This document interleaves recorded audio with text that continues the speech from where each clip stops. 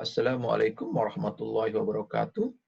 Selamat pagi, selamat siang, selamat malam. Ya, salam sejahtera bagi kita. Apa kabar guys? Ya, semoga kita selalu dalam kondisi sehat tentunya ya. Oke, hari ini kita akan kembali ya menjelaskan beberapa teori di matematika. Pada hari ini kita akan mencoba menjelaskan teori himpunan bagian pertama.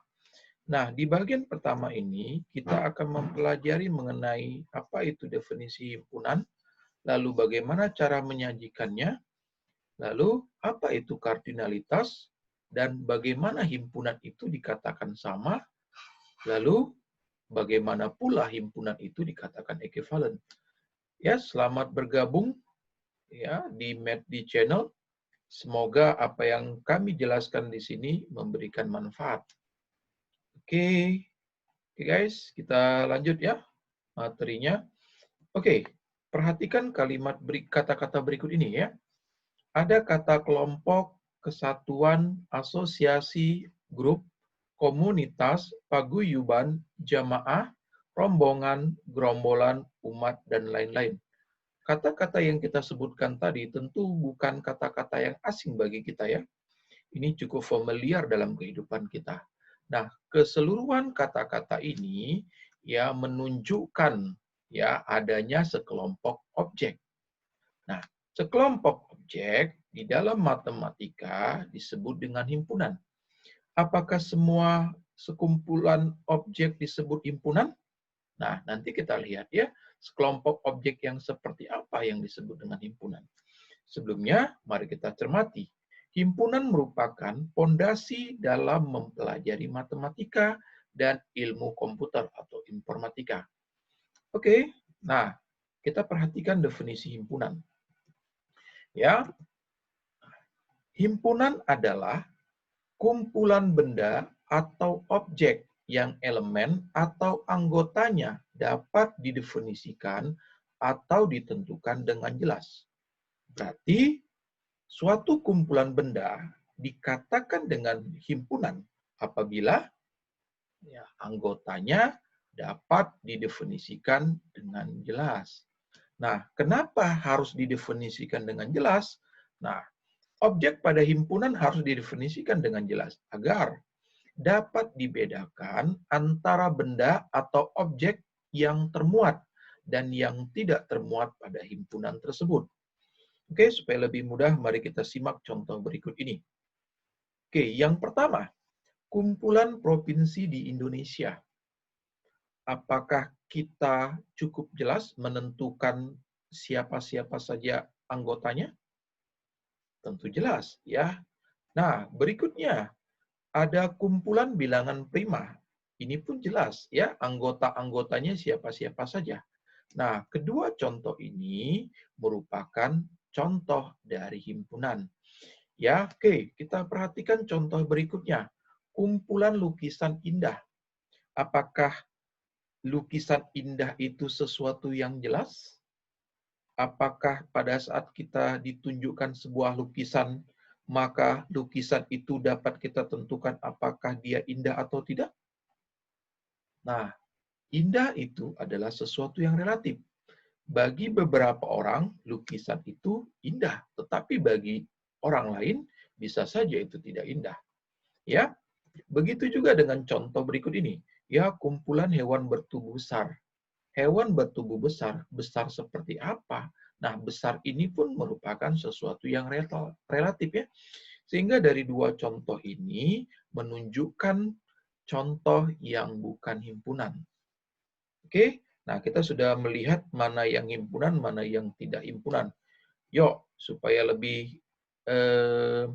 paham, mari kita simak ya latihan berikut ini. Manakah dari kumpulan berikut ini yang termasuk himpunan?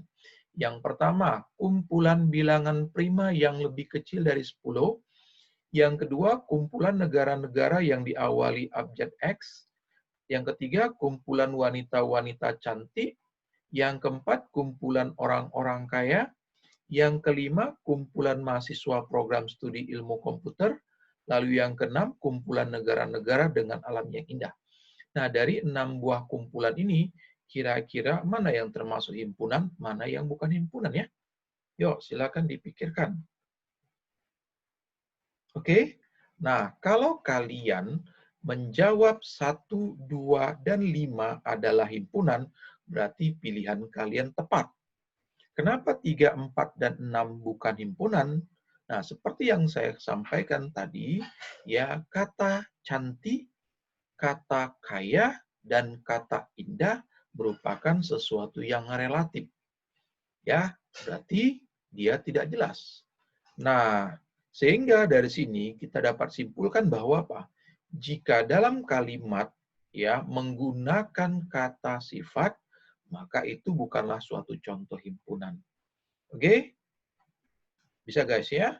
Cukup mudah menentukan apakah itu himpunan atau tidak. Nah, berikutnya mari kita simak mengenai bagaimana melakukan penulisan himpunan. Ya, himpunan dituliskan dengan huruf kapital, ya huruf besar. A besar, B besar, C besar, sampai dengan Z besar. Lalu disertai dengan keterangan atau penjelasan, ya ciri-ciri dari objek-objek yang ada di dalamnya. Lalu, benda atau objek yang termasuk dalam himpunan tersebut ditulis dengan menggunakan pasangan kurung kurawal dan dipisahkan dengan tanda koma. Kita perhatikan ini. Ya, seperti ini dia. Nah, kita lihat contohnya. Andaikan A merupakan himpunan yang elemennya A, B, dan C, maka himpunan A itu dapat kita tuliskan dengan seperti ini. Ya, A besar sama dengan ada kurung kurawal, ya di dalamnya ada A, B, C. Nah, cukup mudah ya. Nah, karena A itu merupakan elemen dari A, ya maka dapat dituliskan seperti ini ya, A elemen A besar. Demikian juga B elemen dari A besar, C juga elemen dari A besar. Tetapi D bukan elemen dari himpunan A, maka ditulis apa? D not elemen A. Oke? Nah, itu bagaimana melakukan penulisan himpunan. Selanjutnya, kita akan mau melihat bagaimana suatu himpunan itu dapat dinyatakan. Secara umum, kita dapat menyatakan himpunan dengan 5 bentuk. Yang pertama, menyebutkan semua syarat atau sifat keanggotaannya. Nah, kita perhatikan contoh. Andaikan P adalah himpunan bilangan prima yang lebih kecil dari 20, maka himpunan P itu dapat ditulis seperti ini. P sama dengan, ada kurung kurawal, ada X, ya garis tegak. Garis tegak ini dibaca di mana?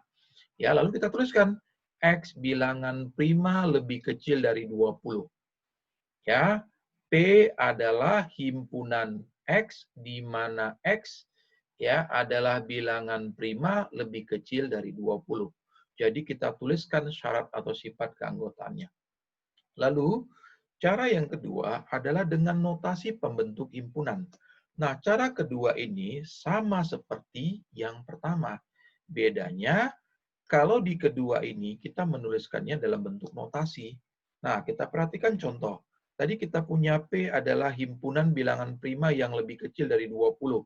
Maka kita tuliskan dalam bentuk notasi P sama dengan ya himpunan X di mana X lebih kecil dari 20 dan X elemen dari bilangan prima ya. Garis tegak itu dibaca di mana, koma itu dibaca dan. Nah, kita sudah mengenal dua cara ya menyatakan himpunan. Lalu ada cara yang ketiga dengan mendaftarkan anggota-anggotanya. Nah, contoh, tadi kita punya P adalah himpunan bilangan prima yang lebih kecil dari 20. Nah, kita tinggal tulis saja P sama dengan ada kurung kurawal, tulis saja 2, 3, 5, 7, 11, 13, 17, 19. Nah, cukup mudah. Nah, kapan kita pakai cara mendaftar ini? Tentunya kalau anggotanya apa? Sedikit. Ya, kalau anggotanya cukup banyak, repot juga kita menuliskannya, ya, mendaftarkan satu-satu. Atau kita memakai cara mendaftar ini pada saat apa? Kita sulit untuk menuliskan apa sifat dan bagaimana notasinya. Ya. Nah, Berikutnya ada cara yang keempat. Cara yang keempat adalah menggunakan simbol-simbol baku. Ya, di dalam matematika kita mengenal beberapa simbol baku untuk himpunan. Ya, simbol-simbol baku itu antara lain ini. R ya, R cantik ini menyatakan himpunan bilangan real. N cantik ini menyatakan himpunan bilangan asli. Z ini menyatakan himpunan bilangan bulat. Q menyatakan himpunan bilangan rasional. Dan C ini menunjukkan ya himpunan bilangan kompleks. Nah, ini simbol-simbol baku yang berlaku di matematika ya. Nah, lalu yang kelima mempergunakan diagram Venn ya. Nah, untuk menyajikan himpunan secara diagram Venn ini adalah cara menyajikan himpunan secara grafis. Dalam diagram Venn, himpunan semesta digambarkan dengan segi 4, sedangkan himpunan lainnya digambarkan dengan lingkaran di dalam segi 4 tersebut. Supaya lebih paham, mari kita perhatikan contoh berikut ini. Andaikan kita punya himpunan semesta S, ya, yang anggotanya adalah 1, 2, 3, 4, 5, 6, 7, 8, 9, dan 10. Lalu kita punya himpunan A, ya, anggotanya ada 3, 5, 7, 9, maka diagram Venn-nya seperti ini. Ya, ini ada segi 4 menyatakan himpunan semestanya, lalu ada lingkaran menyatakan himpunan A. Lalu kita tulis di lingkaran ini anggota-anggota si A ada 3, 5, 7, 9, lalu kita tulis di luarnya himpunan anggota-anggota si S. Ya. Nah, oke, cukup mudah. Oke guys, kita lanjut di sini untuk latihan kita ya. Nah, misalkan diberikan himpunan semesta S adalah himpunan bilangan asli tidak lebih dari 30.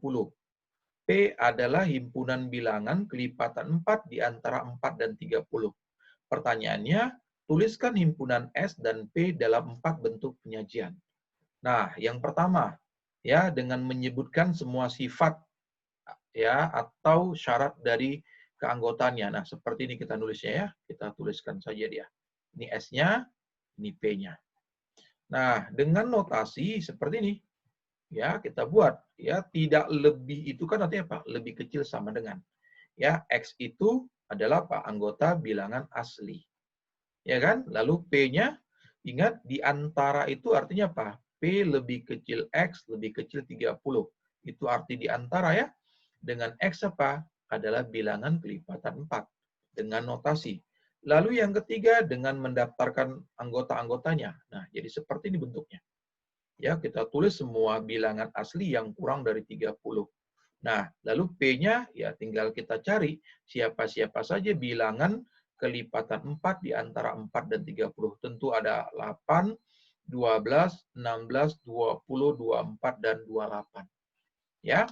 Nah, bagaimana dengan diagram Venn? Nah, ini ya kita punya ini si P ya, himpunan P ini di dalamnya ada 8, 12, 16, 20, 24, 28. Nah, di luar si P ini di dalam segi 4 semesta ini apa? Tuliskanlah anggota-anggota dari si S yang bukan berada di P. Oke? Cukup mudah ya, guys ya. Oke, guys, kita lanjut. Ya. Kalau kalian benar menjawabnya, ya jempol ya. Oke.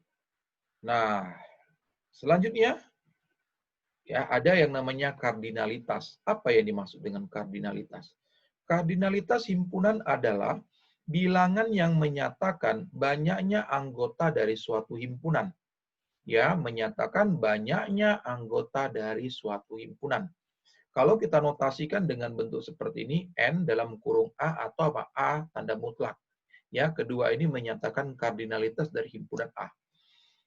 Nah, kalau kita perhatikan contoh di sini ada himpunan A ya, di mana X di mana X itu lebih besar daripada 3, lebih kecil daripada 20, ya lebih kecil sama dengan 20, X itu bilangan prima.